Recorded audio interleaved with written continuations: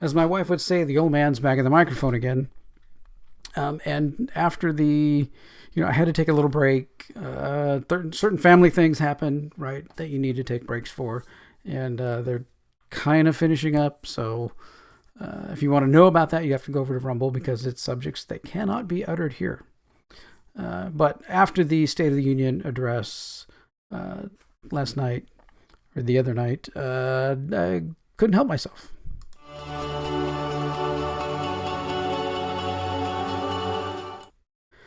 Okay, here we go. We've got this State of the Union address, and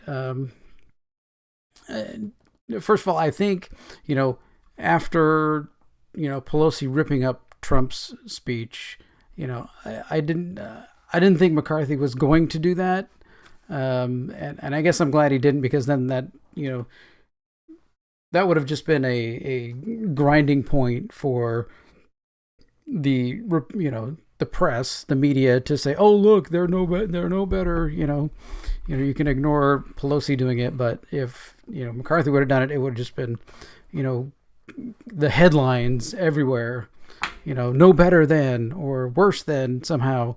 He tore it up into 8 pieces instead of 4. It would have been crazy that was you'd be so much worse or something. Insanity, of course. Our lovely press, aren't they just wonderful? So he keeps saying "folks" through the whole thing, like he's the old doddering grandpa up there. Oh, he is. But so we start off, he's saying that the economy was bad, and he's created all these new jobs and everything, and I go over to let's see. One of these graphs is civilian unemployment rate. So here's the civilian unemployment rate of the United States. So here, exactly before February 2020, right before the lockdown of the crazy stuff, and the unemployment, I think the lowest it gets down here is 3.4, 3. I think it might be a 3.4. No, there's a 3.5%. So now we're at 3.4%. So basically, the only thing that has happened is the people that were working before are now working again. It took 3 years to get here, but in essence, he's actually done nothing. Right? So all the people that were, not working before are now their government aid from the stimulus things and everything else. All that has run out. They're out of money, and they have to now go back and get a job. That is all that has happened. We've created no new jobs, nothing. For unemployment, and probably even worse, because if we go to how the U.S. unemployment rate is calculated, it's based on a measure of a person that counted unemployment if he or she does not have a full-time, part-time, or temporary job. And the thing that people really don't realize or understand is this part of the end, is actively looking for a job and is currently available to be hired. So if you are unemployed, don't have a job, and you're not looking for a job, then you are not counted in unemployment. So if, 1,000,000 people, the workforce is 1,000,000, and, 100,000 of them are not working, are not actively looking for a job, but 100 of them are, well, then your unemployment rate is going to be incredibly low, even though 100,000 people are not working. And that may be able to work, right? It's not counting on the able workforce, people who can work, who are just not looking for a job. So this number is even under Trump, under everybody, under every president forever, since they started doing this unemployment rate. That's been the fallacy about how that is. So if people lose their job and they just don't look for a job, they're not counted. So I never take this number as anything. This unemployment rate is worthless, really. It's worthless. And then, of course, he has to mention that, the country was shut down, which he was a proponent of, which he facilitated, which he kept trying to, force people to get, little things in their arms so that, they could go to work and all that. And then that caused more people to leave their jobs and all that. So a lot of this is like people who were moving away from jobs where they were forced and mandated into doing something, maybe into jobs that probably they don't have to do that. He also mentioned somewhere in here something about, there's 10,000 new business, applications. I had I don't think I had that. All right, I skipped that chart. But you told everybody here to close their businesses. So what did you do? You killed all of the small businesses, like, shops, that would be like hardware stores and things like that, independent small hardware stores, all those kinds of things. You told them they had to close their doors while Home Depot and Lowe's had the full doors open, right? So now you have all these people who you've destroyed their jobs, and this was under Trump, right? He made the wrong decision into closing the nation. I mean, if we look at what Sweden did, I mean, this article asks, how are they doing? Even though they said had 13,000 have died, since the pandemic, and half of them in nursing homes. Well, that really isn't a lot, considering just in New York alone, in the first few months, 40,000 people died just in nursing homes because of the bad decisions there, because everybody has to lock down and stay where they are, kind of thing. So, it seems, reading the article, that they're very biased in this one article, but it seems like Sweden came out pretty okay. Florida, they didn't do a lot of crazy things. They did, a few minimal things and then said, hey, that's not right, and then backed off, and they came out okay. They came out, better than average for anybody else, because everybody was going to get it somehow, and, and all that. I kept trying to get it and ended up getting at the Strawberry Festival. So, yeah. So, let's see. What else is here? Oh, but to make sure the economy works for everybody, everyone has to be. So, let's see. Let's look at this. This is the economy working for everyone. 2022 inflation rates for everyday goods. Total inflation 2022 in the United States was 9.1%. This is Biden's doing. This is his fault. This is him destroying the economy by, killing oil, forcing everybody to try and get everybody onto electric vehicles and stuff, when not going to happen anytime soon. So your housing and rent is up 15.9%. We were very lucky. God took care of us and moved us from California, our house that we were renting in California. I checked when we left. They re-rented it. It was a small, like maybe 1,800 square foot house with a very small backyard. And they wanted, they moved the rent to $3,100. And that was almost 2 years ago. So I know they've gotten $100 rent increase, because they increase the rent $100 every year. I think like towards the maximum. So they're paying $3,200 this house. I pay, my house payment here in Florida is 1/3 of that. So, and we own property, right? We own an acre. So God took care of us in that sense, that we didn't have to deal with this 15.9% housing increase. Food is 10.9% up, which I definitely can feel, because you go to the grocery store, grab a few things. Used to be $40-$50. It's now, $120, $160, something like that. And that's really, destroying us financially. Recreation up 7.2%. I think people are going out and doing things and eating out and doing things, even despite the price increase. I mean, it's crazy. Restaurants are full and stuff. I think people are just living off of their credit cards and just whatever. There's nothing they can do about it. So I imagine fairly soon we're going to have probably the largest influx of bankruptcy applications in the United States that we've ever seen. So housing mortgages are up 6%. We were lucky, got a fairly good interest rate. So when we purchased our house, Now I can't even think about anybody trying to buy a house that's like 7% interest. That's, you know, that's insanity. Apparel is up 5.2, medical care is up 4.8, and transportation is up 3.8. So the main things that you need right here is food. Food, right? This one right here, 10%. I mean, some things like, eggs you see in California, people paying, $20 for a dozen eggs or something. I mean, I can't even. I mean, I've got, what I counted the other day, 9 dozen eggs sitting in our egg cupboard right now because we got chickens. You get a little land, you get some chickens, and they look at you funny and all that. So the economy works for everyone. Right now, the economy works for no one. I mean, it doesn't matter if you're rich or poor or whatever, in middle class, anything. It's not working for anybody. So, and if you think it's not, you're fooling yourself.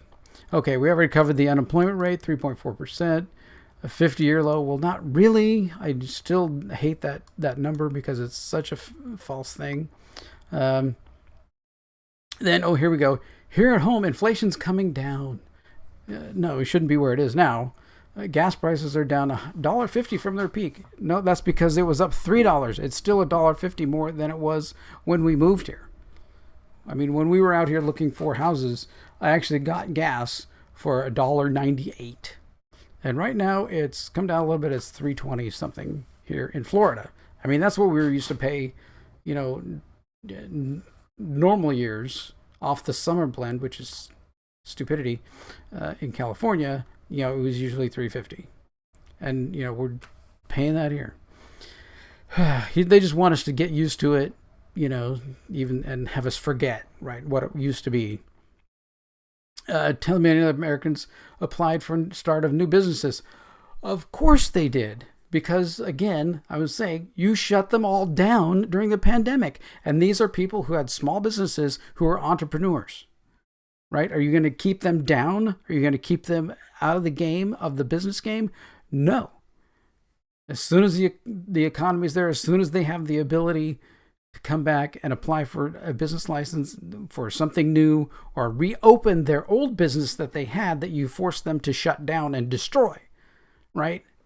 Or take their license away because, you wanted to serve food on a street. Stupid. Lie. Okay, they covered 80 manufacturing jobs. We already covered some jobs things. Again, he keeps saying, I get that. That's why we're building an economy where no one's left behind. Well, he's left everybody behind from where I can see. Where we live, don't even talk to anybody about how great the economy is, right? So here he goes. He's talking about insulin. Okay, now, so the cost of insulin, they're going to cap it at $35 a month for seniors on Medicare. So you're going to try and demand and enforce pricing onto private business. They're going to try and set this to everyone. Well, that's socialist medicine, right? That's the government setting prices for what drugs cost. The open market should set what the drugs cost, right? Granted, many drugs do cost quite a lot of money, and we in the United States foot the bill for all of the research. So, and we typically get gouged for all of the money to fund that research, and then other countries who have socialist medicine don't have to do that because the government just says, no, we're only paying this and you're done. And the pharmaceutical companies are like, it's fine, we'll just gouge the American public for the money that we need. So your options are put some kind of regulation in to keep, the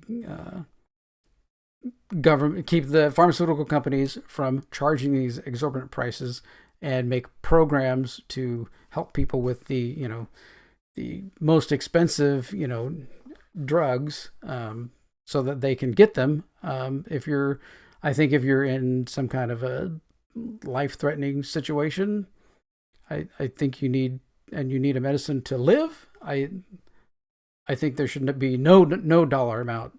You shouldn't, have to pay an exorbitant amount.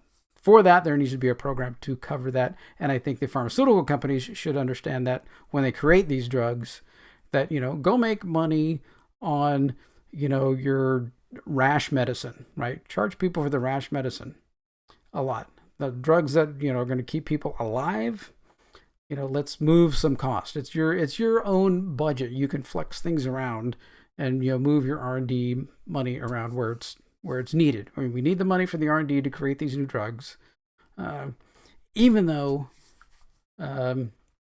what they don't want to tell you is probably the more natural things, like let's get better vitamins, let's get better types of supplements for people to take that are easier for the body to ingest and get out to all of your cells to make you feel better. I mean, just like the whole during the silly flu that came through,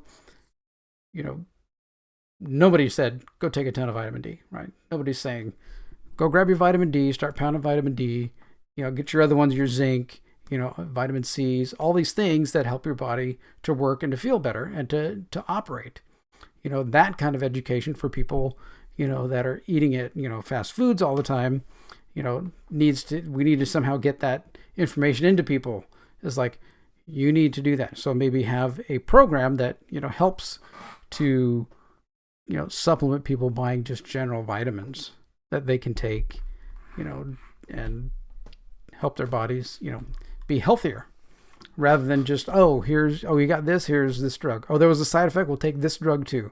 Well, that one has a little bit of side effects, so you got to take the third drug, right? I mean, the doctors, when they're in school and medical school, they get tuned to this diagnose prescribe methodology instead of treating, the whole person.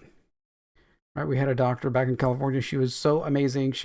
We would bring her material, we would bring her articles, we would bring her things about what we were feeling, what we were going on, what medical conditions we had, and what we were seeing and what we could do to try and help that as naturally as possible. And she was all in on doing that, as long as we did some blood tests to make sure things didn't get out of control.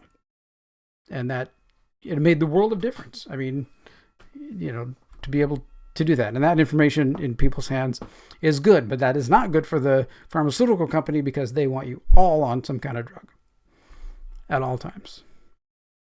So, and this other comment, more timber has been burned that I've observed from helicopters than the entire state of Missouri, and we don't have global warming, not a problem. This is a babbling fool.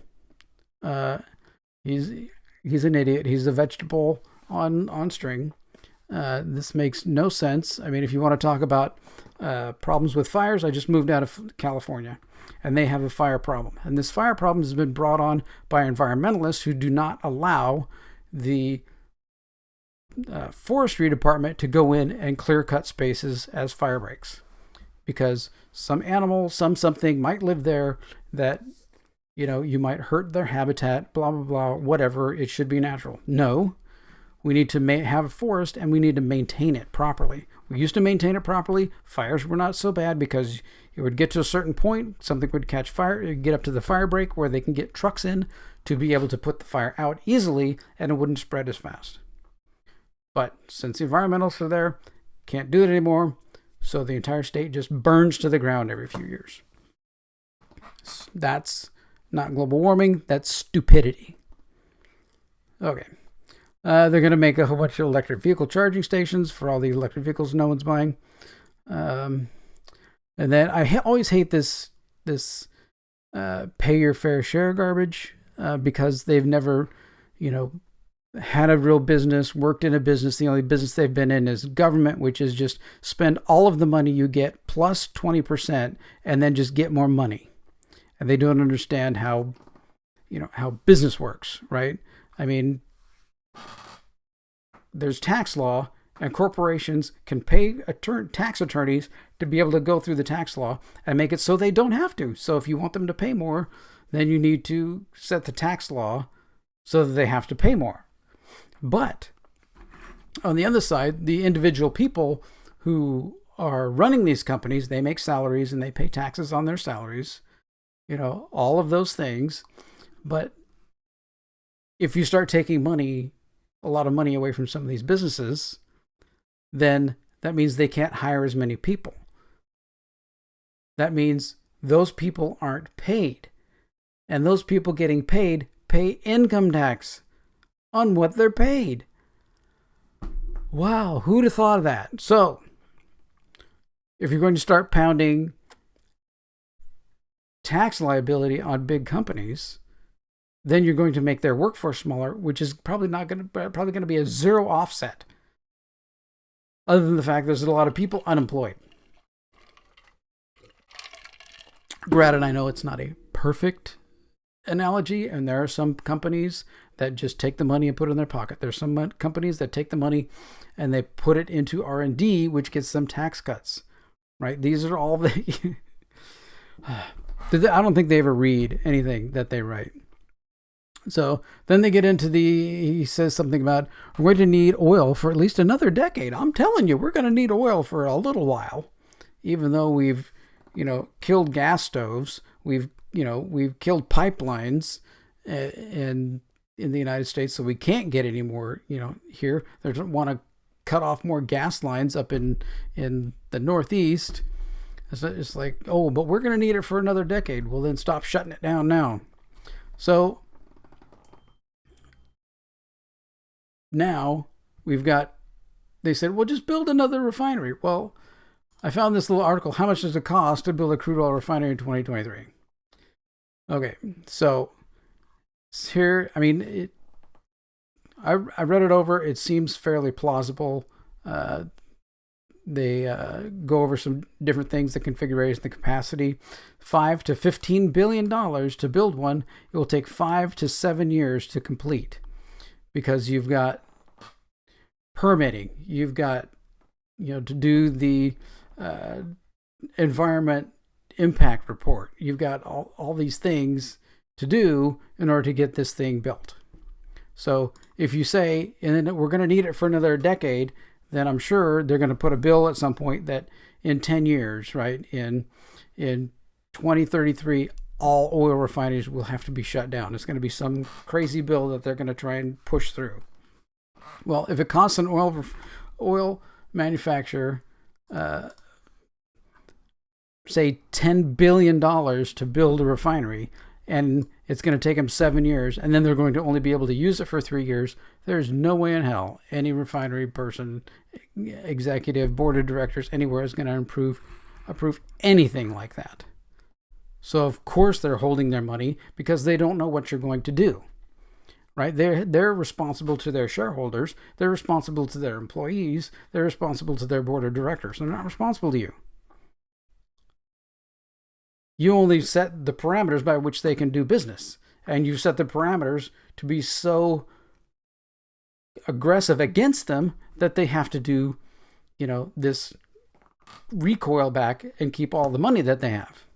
Now, if we get a switch in, leadership in the presidency in 2 years to someone who is like normal, then that will probably change. And they'll probably go, oh, we're going to, if they push back on all this electric garbage and eventually, allow oil to be produced and get us back to being energy independent, then I'm sure all that money that they've been, and that's the other reason they have to save it, right? Is if the government does flip right over to being more, friendly to the oil refineries and the oil companies, then they're going to need capital right away to start doing drilling, to start doing pipelines, to start doing refineries, to start, and keeping up with the refineries and repairing the refineries that they have, right? All of those things. So, yeah. So, and then this whole thing about sunsetting and getting rid of Medicare and Social Security. This is such a complete lie. This is like beyond lie. This is,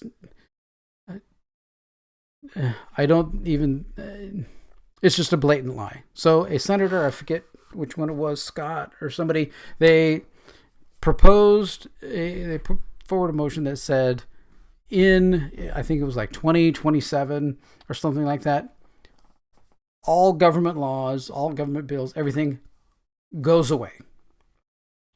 So all of it's gone, basically erasing everything.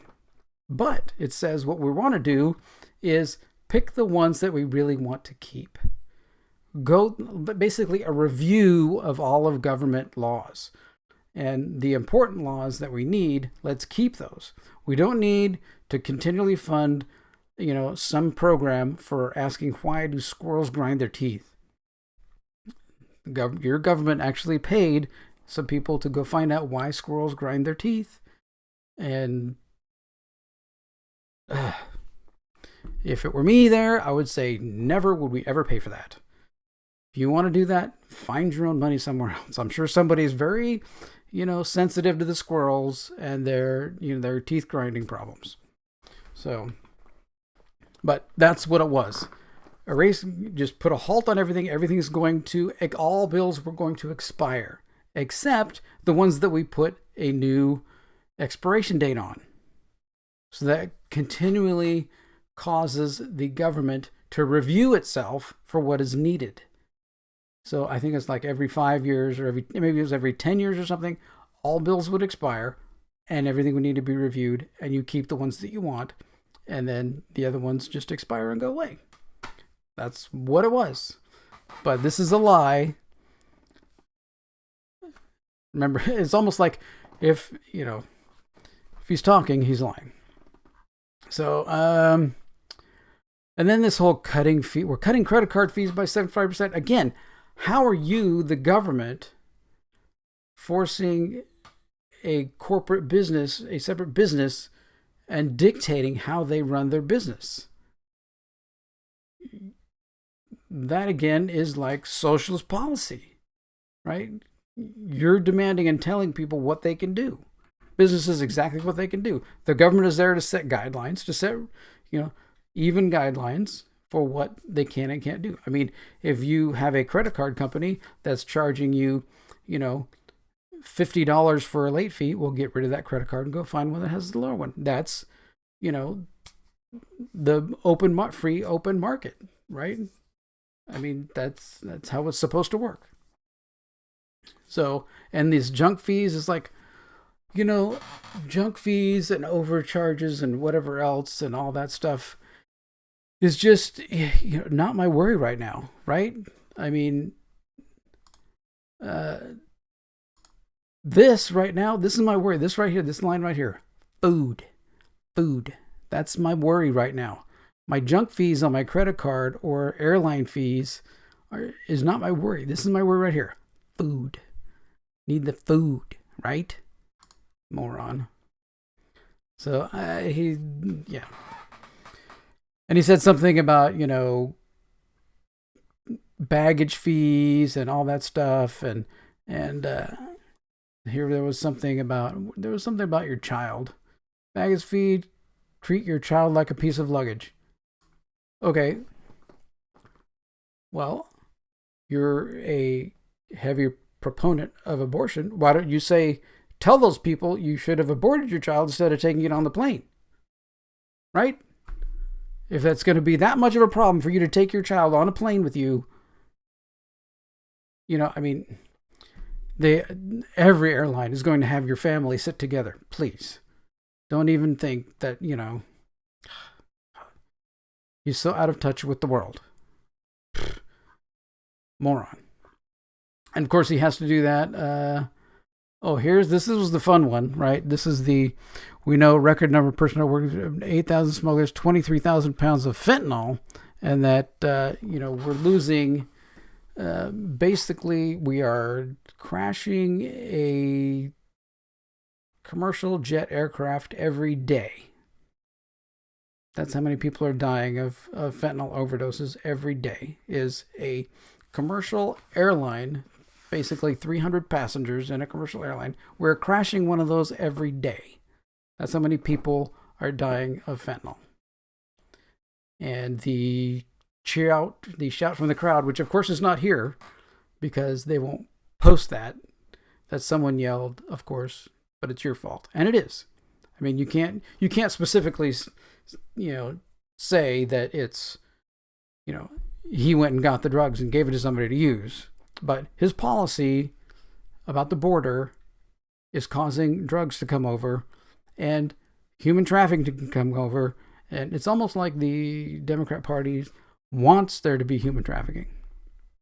Just like in California, I was reading, I think it was on Timcast and another thing that, the SB 237 or something like that, where they made it so that you can't arrest anybody for standing on the street scantily clothed because you might be a prostitute. They can't arrest you anymore. So that's basically human trafficking. And they're legalizing it in California. So, I mean, the one person who wrote it, Wiener, he's said, oh, they can still arrest him for other reasons. They just have to, go and, make a proposal to him before, they got to do an undercover sting or whatever. But they're hanging around, schoolyards now instead of out of the main street. So, yeah, good Democrat state. Yeah, there you go. Have some fun with that. And then, of course, the Congress must restore the right taken away by Roe versus Wade and give every woman this constitutional right. It's not a constitutional right. All it did was Roe versus Wade just made it back to the states to decide. It really didn't take anything away.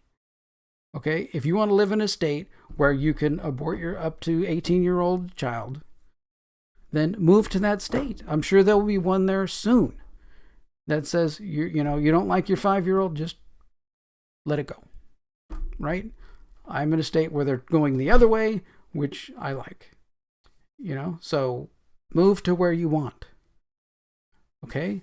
So that's all that it did. People get all up in arms that, oh my gosh, and of course every company is allowing you to travel, paying for your travel to go wherever. In California, will pay for you to come there to do whatever. So nobody's really lost anything. So I think it's a tragedy and a travesty, and I think it's a kind of a switchback joke on the evil that it is, because being a Christian, that child has not reached like the age of awareness where that child can make their own decision for, to believe in Christ or to not.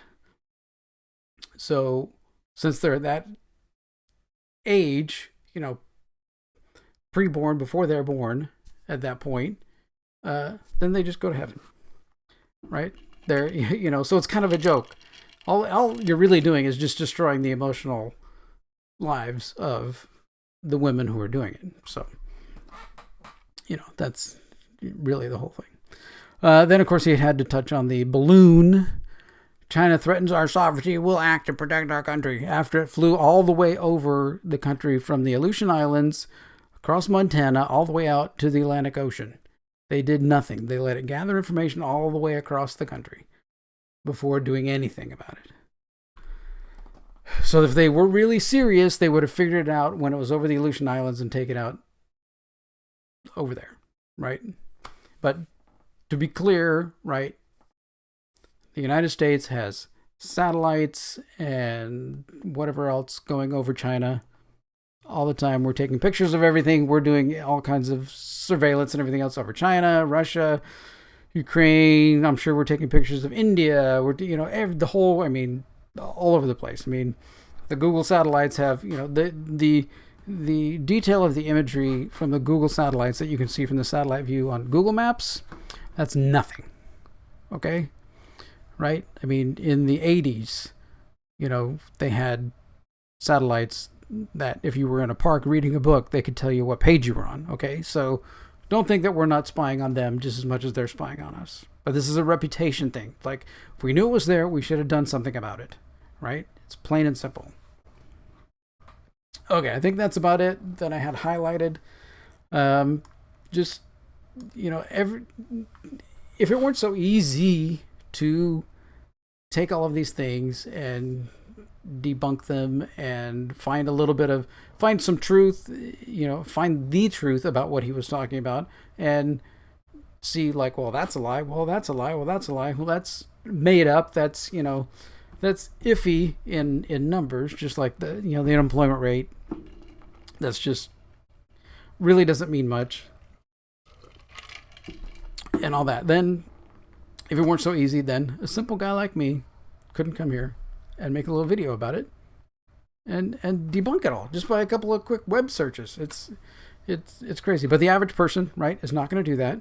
They're going to listen to the cable news networks and say, "Oh, that was so great. Oh, he looked alive today." Anyway, so we go. What do you think? Did I get anything right? Is there something that really ground into you that you thought he needed to change? That you thought that was another big lie? Let me know in the comments down below, and I'm going to start making videos and everything on this channel again, and my other tech show channel. Like I said, if you want to find out what happened in my family, then you'll need to go over to Rumble and watch that. All right. Well, like, share, subscribe, and thanks for watching.